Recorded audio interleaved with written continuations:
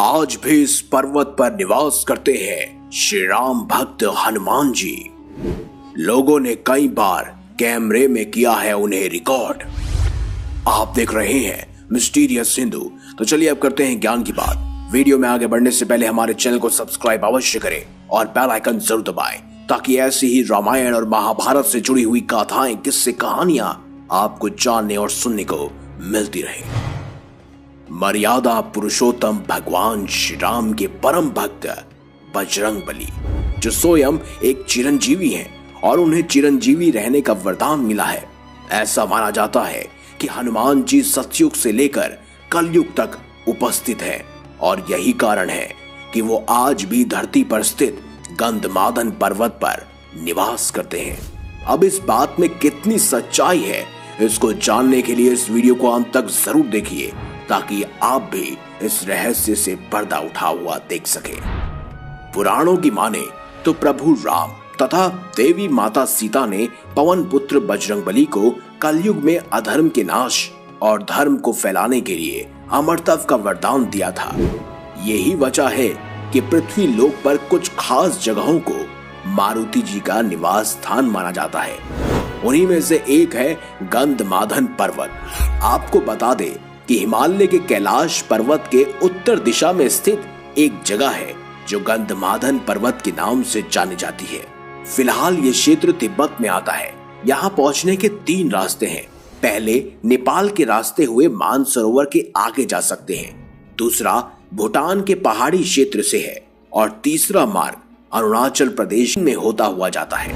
कई पुराणों में, धर्म ग्रंथों में इस बात की पुष्टि हुई है कि गंधमादन पर्वत ही बजरंगबली का निवास स्थान है। श्रीमद् भागवत गीता में तो इस पर्वत के बारे में विस्तार से बताया गया है।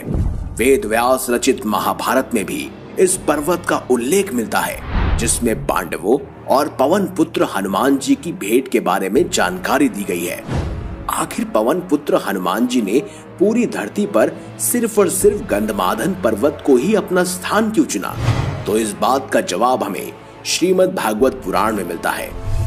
अगर इस ग्रंथ की माने तो भगवान राम धरती से वैकुंठ को प्रस्थान कर रहे थे, तभी प्रभु ने हनुमान जी को धरती पे ही रहने का आदेश दिया और अपने प्रभु की इच्छा अनुसार पवन पुत्र बजरंगबली ने ऐश्वर्य शक्ति से युक्त गंधमादन पर्वत को अपना निवास स्थान चुना।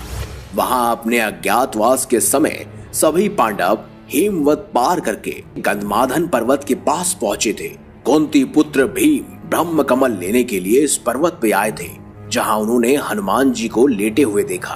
भीम ने बजरंगबली को हटने के लिए कहा, लेकिन अंजनी पुत्र वहां से नहीं हटे। उन्होंने उल्टा भीम से ही उनके चरण पीछे करने के लिए कहा। बलशाली होने के बावजूद भीम हनुमान जी को नहीं हटा सके और इस तरह कुंती पुत्र भीम का अहंकार चूर चूर हो गया और ऐसा माना जाता है कि भीम ने अपने क्रोध को यही हराया था। कैलाश की उत्तर दिशा के अलावा दक्षिण के रामेश्वर में भी एक गंधमादन पर्वत है। इस जगह से मारुति जी ने समुद्र पार कर लंका पहुंचने के लिए छलांग लगाई थी। वहीं इंद्रलोक में जाते समय अर्जुन को हिमवंत और गंधमादन को पार करते हुए बताया गया है। गंधमादन अपने आप में ही बहुत खास है। पहले ये कुबेर के राज्य क्षेत्र में था। स्वर्ण नगरी लंका को खो देने के बाद धन के देवता कुबेर ने गंधमादन पर्वत पर ही निवास किया। यहाँ बजरंगबली से पहले भी कई महापुरुष रह चुके हैं। ये वही स्थान है जहाँ महर्षि कश्यप, कृपाचार्य, अश्वत्थामा, ऋषि व्यास, विभीषण, बाली और परशुराम जी ने तप किया था।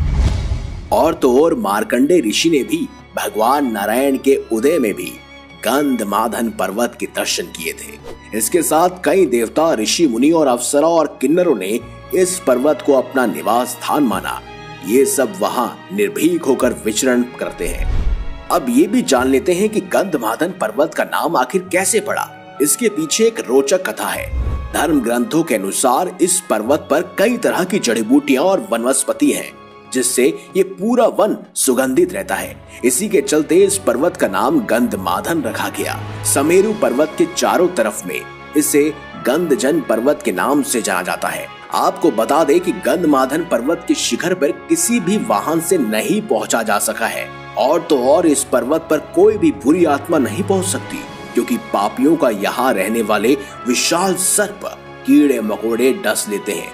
इतना ही नहीं, गंधमादन के पास बहुत सी छोटी स्वर्ण मणि और मोतियां भी चमकती हैं। इस पर्वत पर मानव जीवन की अवधि 11,000 वर्ष बताई गई है। यह विशाल पर्वत शिखर अमृत और अक्षय आनंद भूति का अस्तित्व है। और गंधमादन पर्वत पर एक भव्य मंदिर भी बना हुआ है, जिसमें बजरंग बली के साथ साथ प्रभु श्री राम आदि की मूर्तियां भी विराजित है। कहते हैं इस पर्वत पर मर्यादा पुरुषोत्तम भगवान श्री राम अपनी वानर सेना के साथ बैठकर युद्ध की योजनाएं बनाया करते थे, और उसी के अनुसार इस पर्वत पर राम जी के पैरों के निशान आज भी मिलते हैं। तो आशा है आपको हमारी ये खास जानकारी जो हनुमान जी और गंधमादन पर्वत से जुड़ी हुई है बेहद रोचक और अच्छी लगी होगी। इसीलिए कमेंट बॉक्स में जय श्री राम, जय श्री बजरंगबली अवश्य लिखिएगा।